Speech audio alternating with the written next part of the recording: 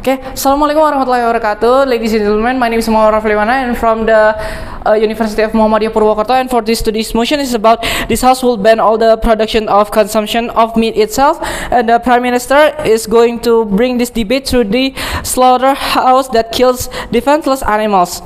Okay, there are 3 points that there are 3 points of goal for the Prime Minister itself. The first one is about giving time to change from animal business to the other business alternative. The second one is to giving much more demand to they say that plant-based itself is become much more demand but be more affordable, and this way the status quo will change itself. They hope so. The third one is they were going to change the people that are really eating meat and change them to they was self-claimed that as a perfect plant-based diet.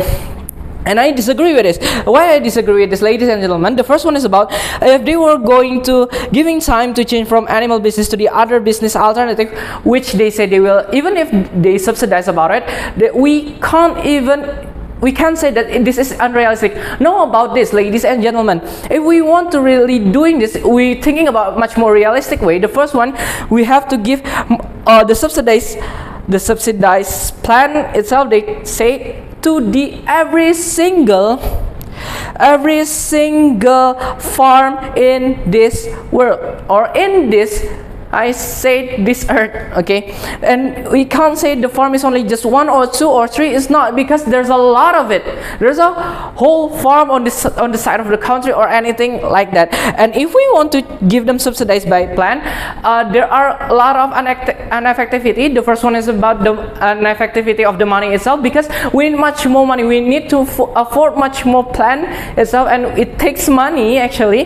The second one is if we want to change this business to give them business alternative, we need more time. The third one, because we need much more effort with this. And there's a part of a hollow itself. If we see there's a hollow, we try to change this farm to become a business alternative, there's a hollow time that will be something that close to zero itself, that we can't even think there's, how shall I say this, the plan, subsidized plan itself will not, how shall I say this, following the tendency of the market itself. The second one is about because there's there will be so much demand, but it will be because not much demand, but it be more affordable this way. I disagree with this, because there's a law of need on the market itself. There's a law. If we need something on the market itself will giving a higher price on it, and it's just the same. In the end, the price of the plant-based diet itself, or even the meat, it will be just the same. It's not even, how shall I say this, is just the same. The price will be just the same. The third one, they were going to change people that are really eating meat and change them to plant-based diet. Perfect plant-based diet. I'm sorry, ladies and gentlemen, they claim as a perfect plant-based diet. And as we know, we as a human itself is a predator. We need to eat.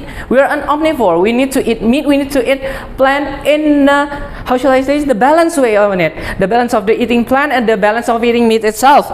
And because we are going to change it to be the perfect plant-based diet, we will not have to. We can't fulfill our needance of the meat itself.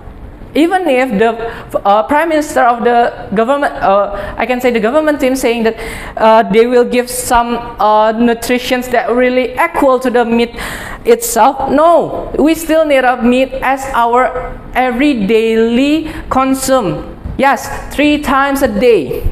Okay, there are 2 arguments that the government side saying that the first one, eating meat is immoral. The second argument is about the environmental hurt. I'm sorry, there are three arguments that they bring. The third one is about to change if the giving meat for the religious purposes, and I can't say 3 of them is unrealistic.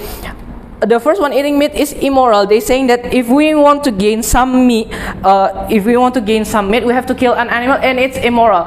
Know about this, ladies and gentlemen. It's just, how should I say this? It's about how the living works. If we just let them be or let them go itself, we will be something that, living is about to be eat and to be eaten itself.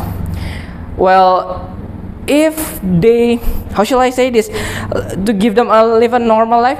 And know about this, ladies and gentlemen, that the farm itself giving assurance that if we kill an animal to gain their meat, the farm will having their, how shall I say this, the validity to give them a best life of the farm itself, for the animal on the farm.